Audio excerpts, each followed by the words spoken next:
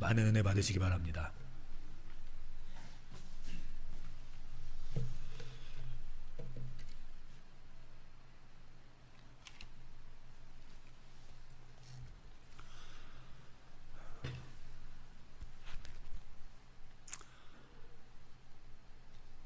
먼저 인사하시죠.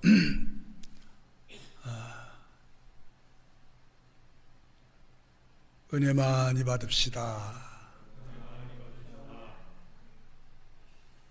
우리가 이제 빨리 비대면 예배가 끝나고 우리가 함께 모여서 예배 드릴 수 있는 날을 위해서 기도하고 있기 때문에 빠른 시간 안에 이 일이 응답되리라고 저는 믿습니다. 오늘 우리가 오늘부터 잠시 몇 주간 우리 시대 상황을 위해서 크리스찬의 행동하는 삶을 어떻게 살 것인가, 어려운 때, 힘든 때에 대해서 제가 몇 주간 제목의 말씀을 드렸는데, 오늘부터는 다시 정상적으로 우리가 누가복음을 말씀을 우리가 전하다가 중단했었는데, 오늘부터 21장부터 쭉 다시 하나님의 말씀으로 돌아가서 우리가 함께 은혜를 나누고자 합니다. 이런 시문을 본 적이 있습니다. 가난하면서 부자로 사는 사람이 있고, 부자로 살면서도 가난하게 사는 사람이 있다. 무슨 말이냐? 가난하면 가난한 것이지, 가난한 사람이 어찌 부자로 살 수 있다는 얘기냐? 어떻게 보면 역설적인 얘기 같은데, 내용을 자세히 들여다보고 나면 이런 말인 것 같습니다. 작아도 만족하는 삶은 부자이고, 부자로 살면서 가진 것이 많은데도 불만족으로 사는 사람이 가난한 자다. 오늘 우리 성도님들은 어떤 편에서 살고 계신지 스스로를 한번 진단해 볼 수 있는 시간이 되었으면 합니다.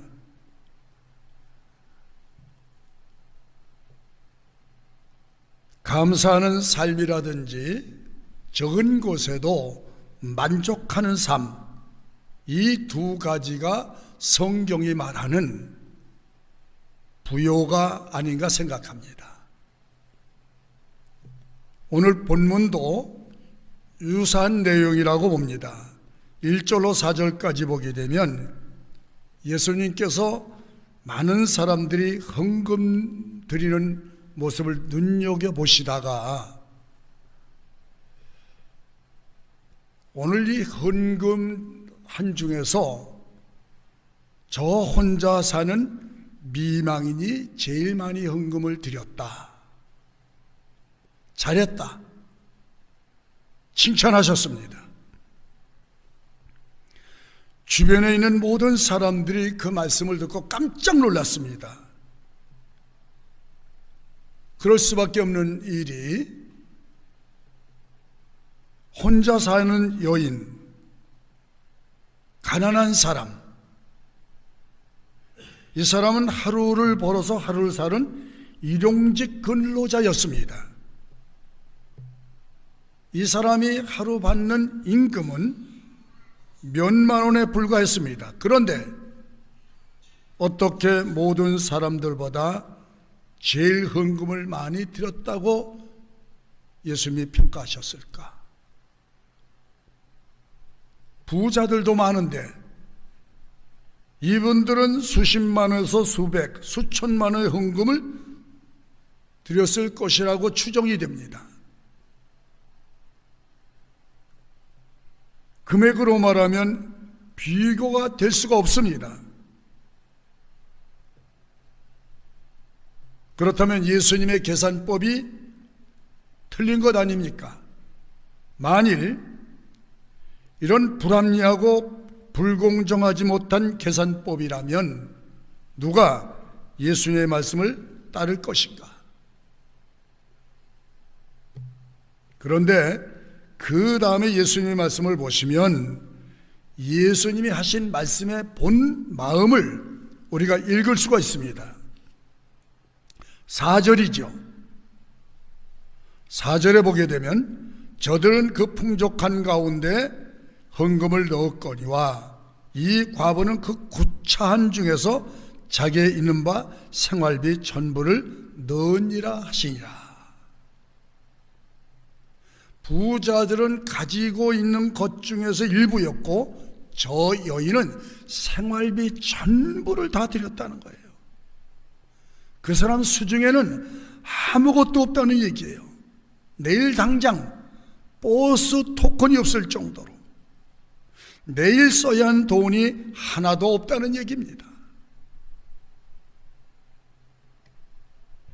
예수님은 이 여인의 헌금에 대해서 저가 힘이 지나도록 힘썼다는 얘기로 칭찬하셨습니다.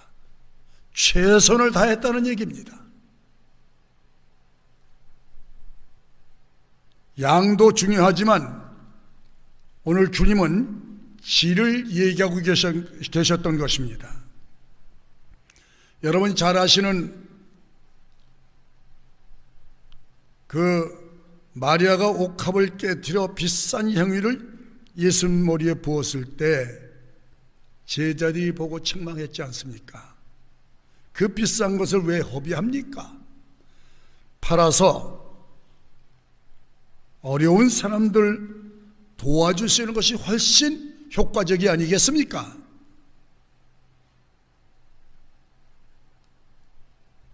제자들이 볼 때는 낭비로 보였고 예수님은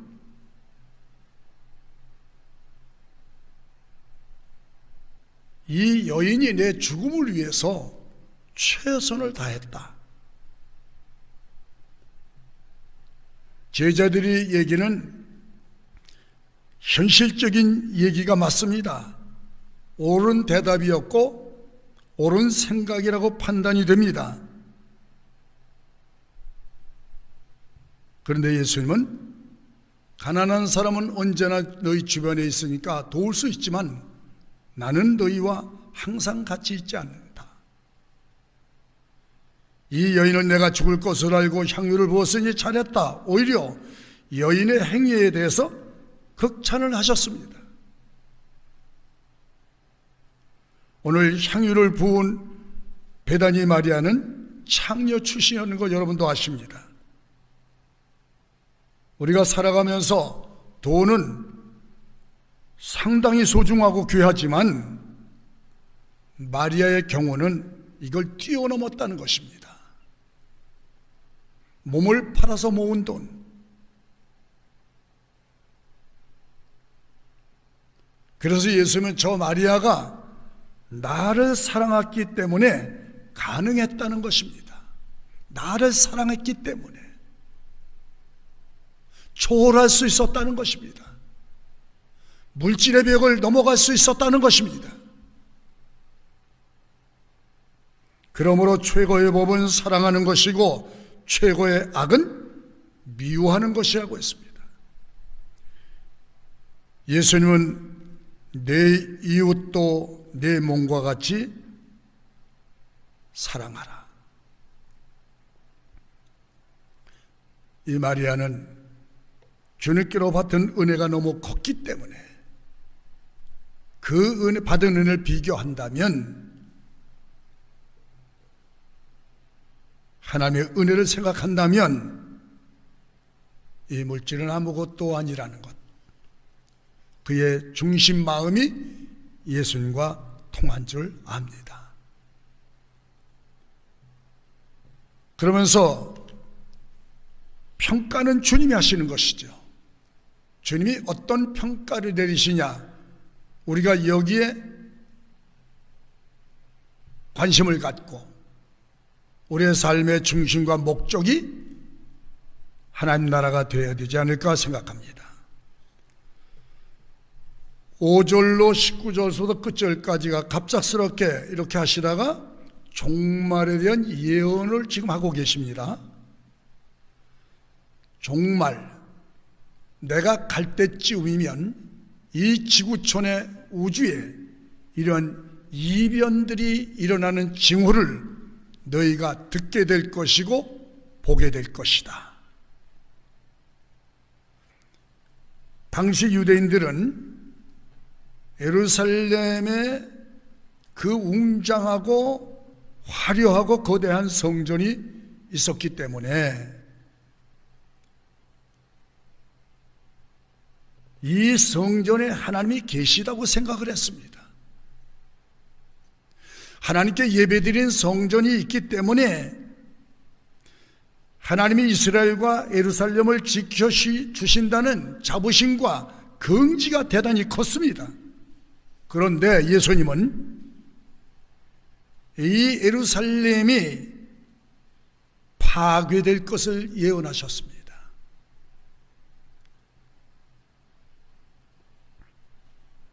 그때 유대계 지도자들과 백성들, 심지어 제자들까지도 그 말씀에 대해서 이해를 못했습니다. 그런데 AD 70년 로마 군대의 총사령관인 티토에 의해서 예루살렘은 화염에 휩싸였고 밤낮 사흘 동안 불타서 성전과 성벽이 다 무너져 사라져 버렸습니다.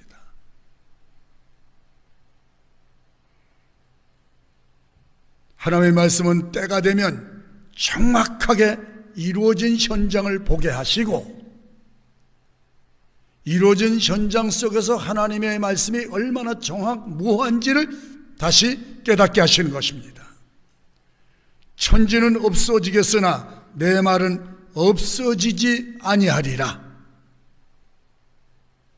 세상 끝날에 종말에 일어나는 두드러진 현상들을 너희가 눈으로 보고 너희가 귀로 듣게 되는 날이 올 것이다. 그런 날이 언제입니까? 첫째가 영적으로 혼란기가 온다.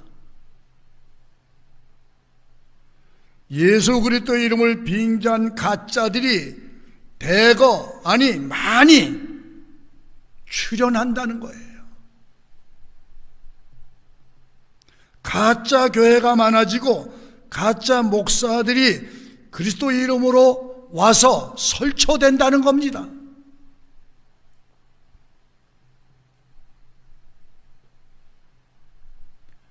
여러분, 요즘 하나님 아버지,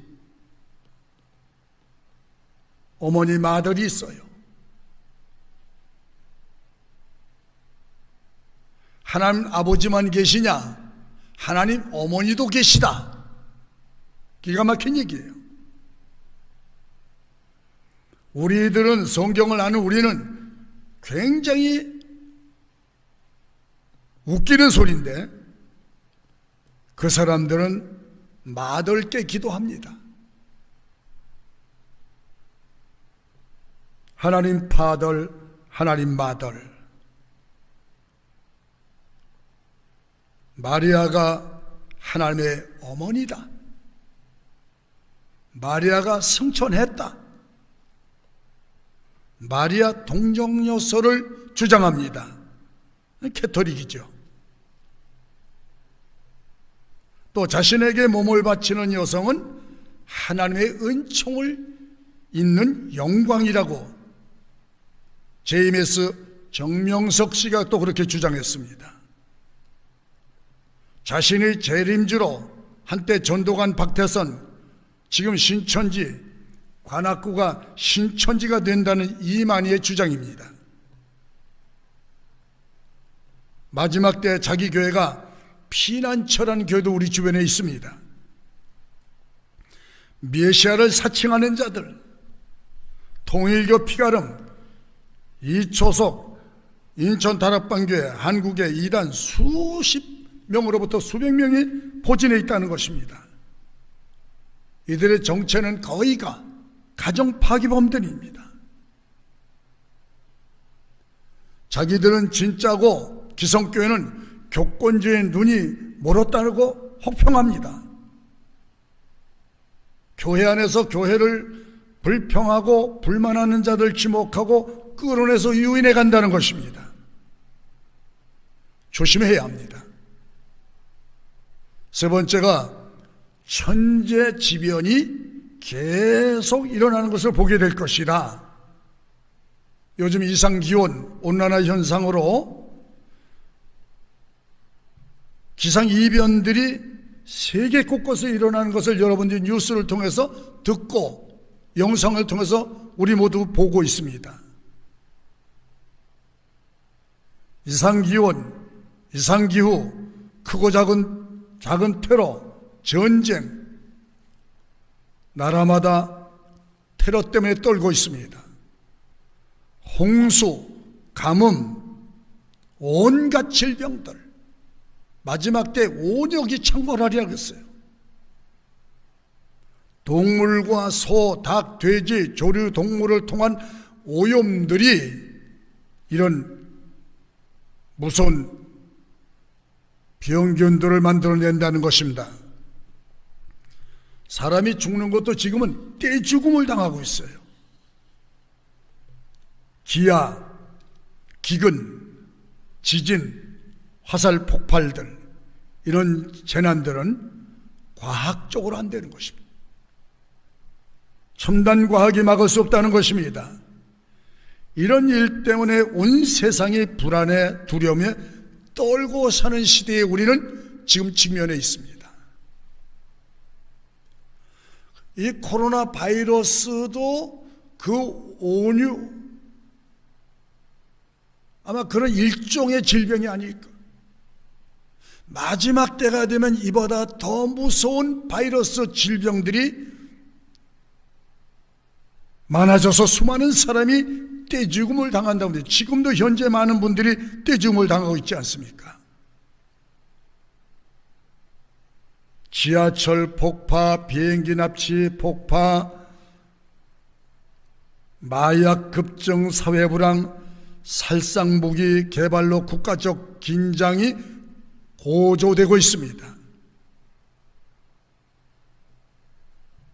신앙생활하기가 상당히 어려운 때가 온다. 믿음을 지키기가 어려운 때가 온다. 그런 때에 우리 시대에 우리가 지금 살고 있지 않는가 생각이 됩니다.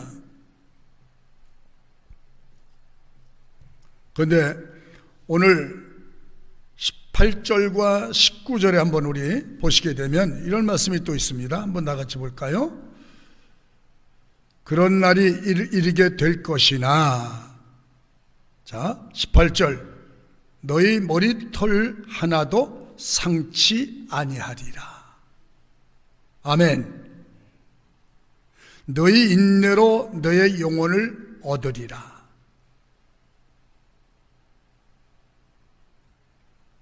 자 17절에 보기 조금 올라가서 보면은 또 너희가 내 이름을 인하여 모든 사람에게 미움을 받을 것이나. 요새 제가 가만히 보니까 교회를 사회가 무슨 혐오의 대상으로 보는 것 같아요. 안타까운 일이죠. 교회를 가게 되면 사람들이 따가운 눈총을 쏴댑니다. 요새는 교회 간다는 얘기를 꺼내기가 어려울 정도예요. 내 이름 때문에 너희가 사람들에게 미움을 받게 될 것이고 왕따를 당하게 될 것이다. 저는 우리가 해볼 만한 일이라고 생각합니다. 그런데 하나님이 믿음을 지켜 사는 성도들은 반드시 지켜주리라. 하나님 편에 서서 하나님의 뜻을 이루고자 하는 성도는 하나님이 반드시 책임져 주신다. 믿어집니까? 말씀을 지키는 자에게 하나님이 보호의 약속을 하고 계십니다. 세상 사람이 어떻게 평가든 세상 사람들이 우리를 어떻게 보든 상관하지 않고 하나님을 참으로 경외하고 사랑하는 사람들은, 하나님 편에 서는 사람은 하나님이 머리털끝 하나 상치 않도록 보존해 주시리라.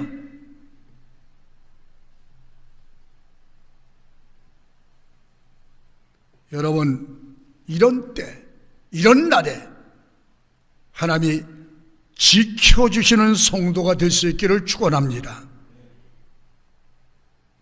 이런 일련의 사건 하나하나들은 새 하늘과 새 땅이 다가오고 있다는 서곡이라고 말씀드릴 수 있습니다. 그날이 서서히 다가오고 있는 현장에 서 있는 너희가 보고 듣고 들랑 정신 바짝 차려라. 그리고 미래에 이런 날이 다가오는 것을 바라보고 신앙을 준비하는 성도의 자리에 서 있다면 그것이 너희에게 복이니라. 할렐루야. 설마 그런 일이 내게도 있을까? 설마 그런 끔찍한 일이, 부정했던 그날들이 내게 올 수 있을까? 올 수 있습니다. 준비하지 않는 성도는 큰 불행한 날을 맞이하게 될 것이고, 매일매일 삶 속에서 경건과 거룩함을 쫓아 진리의 말씀을 지켜 사는 성도는 하나님이 지켜주실 뿐만 아니라 그날을 기다리는 성도에게 큰 축복과 영광의 날을 맞이하게 되리라고 믿습니다.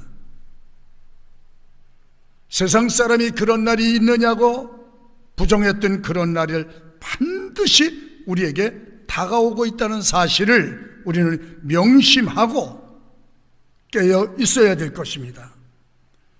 그러므로 그리스도인들은 매일매일의 삶 속에서 준비하는 삶을 살아야 하는, 준비해가는 지혜가 있는 성도로 살아야 할 것입니다. 경건함과 믿음, 거룩한 이런 구별된 삶으로 깨어 있으라. 저희와 너희는 세상에 살긴 똑같이 살지만, 대한민국에 살지만, 도봉구라고 하는 이 지역에 살고 있지만 삶의 내용을 들여다보면 완전히 다르다고 하는 평가가 나와야 된다는 것입니다.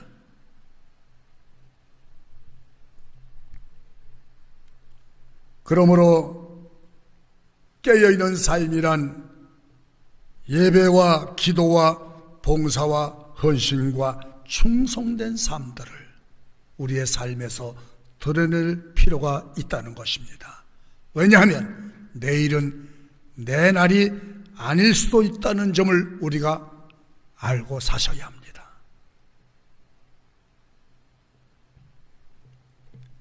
29절로 38절까지 한번 우리가 한번 보시도록 하겠습니다. 자, 26절 한번 다시 한번 비춰주시죠.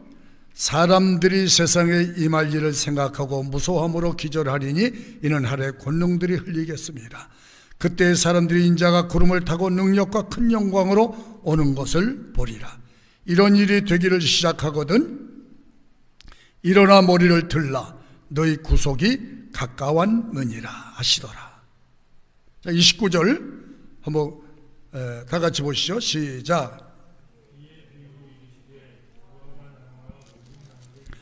싹이 나면 너희가 보고 여름이 가까운 줄 아느니 아나니. 31절.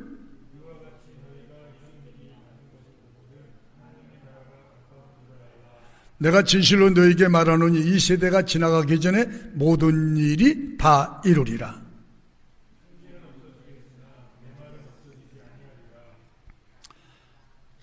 저는 이 말씀을 믿습니다. 반드시 그날이 오리라. 그래서 종말을 대하는 그리스도인들아, 첫째, 그러므로 깨어 있으라. 이 말은 의식 구조가 살아있으라는 거예요. 무엇으로 깨어 있어야 하느냐? 예배로 깨어 있으라. 그리고 삶에서 하나님의 말씀이 실천되어지도록 깨어 있어라. 그리스도를 전하고 증거하는 삶으로 깨어 있어라. 언제 어느 때 하나님의 부르심이 온다고 해도 망설이지 않고 아멘할 수 있는 삶이 깨어있는 삶이다. 할렐루야. 자, 디모데후서 3장 1절로 5절 한번 보십시다. 시작. 내가 이것을 알라. 말세에 고통하는 때가 이르리니 사람들은 자기를 사랑하며 돈을 사랑하며 자긍하며 교만하며 회방하며 부모를 거역하며 감사치 아니하며 거룩하지 아니하며 무정하며 원통함을 풀지 아니하며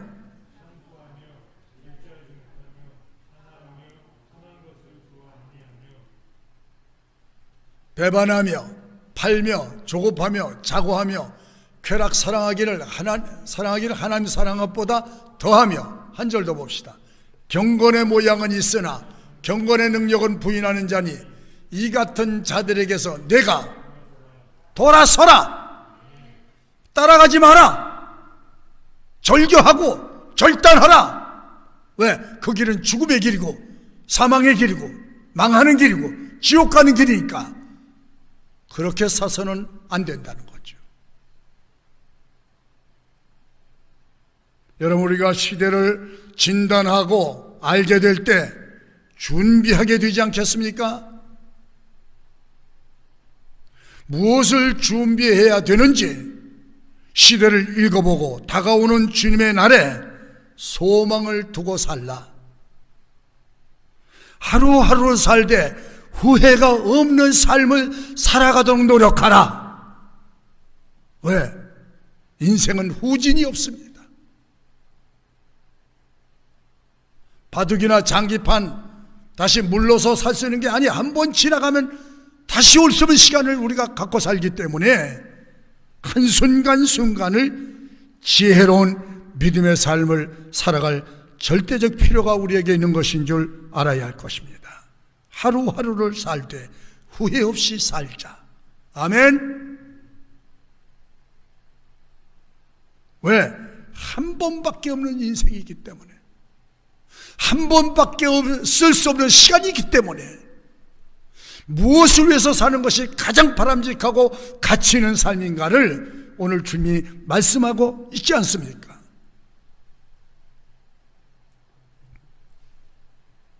(33절에) 보시면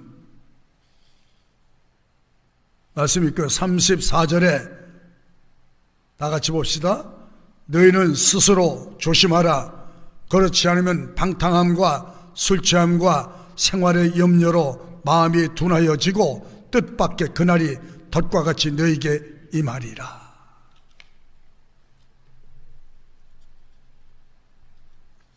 100% 틀림없이 이루어진다. 못 박아서 말씀하고 계십니다. 누구도 변경할 수 없고 누구도 고칠 수 없다. 내가 한 말은 틀림없이 이루리라. 축복을 선포하든 저주를 선포하든 네가 어느 길에서 살든 어느 쪽을 향하든지 결과는 내가 안게 됐고 얻게 될 것이다. 매일매일 삶 속에서 선택이란 그렇게 중요합니다. 어느 편에 설 것인가는 순간순간마다 진리의 말씀을 통해 결단될 수 있기를 주의 이름으로 축원합니다. 그날이 가까이 올수록, 예수님의 날이 가까이 올수록 사탄은 더 거세게 활동해서 성도들을 교회 밖으로 유인해 낸다는 것입니다. 유인책이지요. 자꾸 교회 밖으로 끌어낸다는 거예요. 속지 말라는 거예요. 어른들도 청년들도 학생들도 자꾸 교회가 멀어지도록 성경을 볼 수 있는 시간을 만들어주고 바쁘고 피곤하게 만든다는 거예요. 우선순위가 정해져 있지 않으면 우리의 삶은 혼란기에 헤맬 것입니다.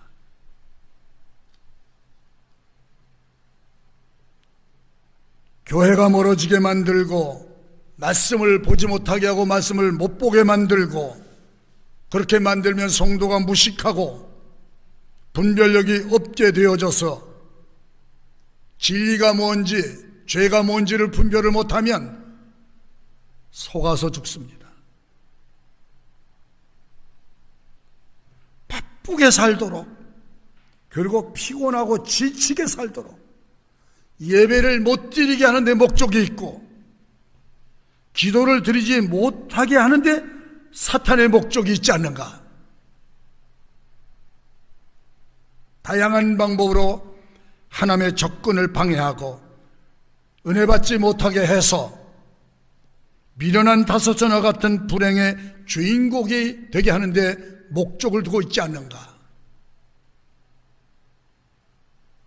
방탕하게 살도록 무질서하게 살도록 사치와 방종으로 자꾸 세상 쪽으로 끌어가 깊숙이 끌고 가는 사탄이 때로는 네가 무슨 목사냐 전도사냐 장로도 아니고 그런데 주일 한 번만 나가면 되지 얼마나 바쁘고 먹고 살기 힘든 세월인데 언제 쉬냐? 한 번만 가서 쉬자. 교회는 생활이 안정되고 사업이 잘 될 때 그때 가서 열심히 믿으면 되지 않겠느냐? 여러분 사탄의 속삭임에 넘어가지 않기를 바랍니다. 이것 아셔야 돼요. 우리의 생명은 우리에게 있지 않습니다. 우리의 생명은 하나님께 속해 있는 줄 압시다. 그러므로 혼란한 영적 세대에 술 취하지 말고 흥청망청 분별하지 못하고 살지 말고 깨어있는 삶을 살자. 마태복음 24장 한번 볼까요? 다 같이 읽읍시다. 시작. 노아의 때와 같이 인자의 임함도 그러하리라. 홍수전에 노아가 방주에 들어가던 날까지 사람들이 먹고 마시고 장가들고 시집가고 있으면서 홍수가 나서 저희를 다 멸하기까지 깨닫지 못하였으니 인자의 임함도 이와 같으리라.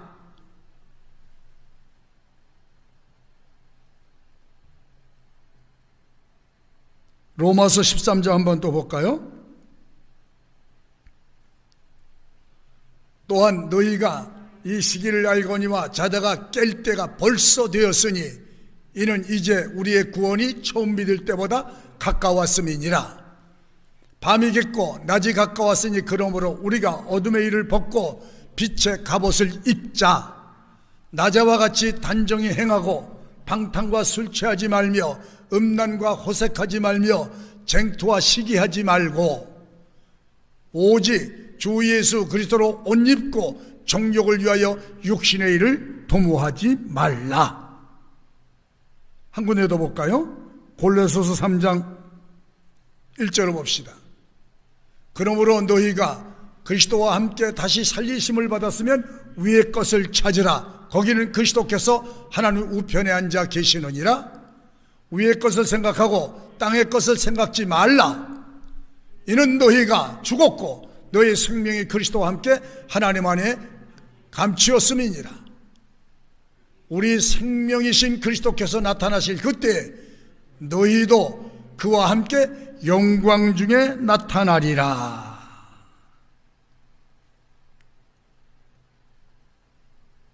신앙은 긴장입니다.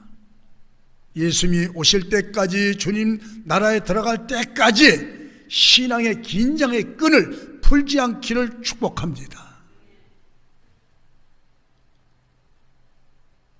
그러므로 하나님 말씀 가운데 살기를 부단히 노력하고 기도로 깨어 있을 뿐만 아니라 신앙의 제자리에서 끊임없이 위의 것을 생각하고 바라며 소망 가운데 사시기를 주의 이름으로 축원합니다.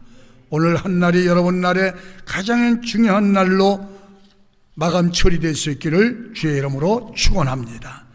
주님 감사합니다. 오늘도 주일날 아버지 앞에 나와 함께 예배드릴 수 있는 시간 주신 것 감사합니다.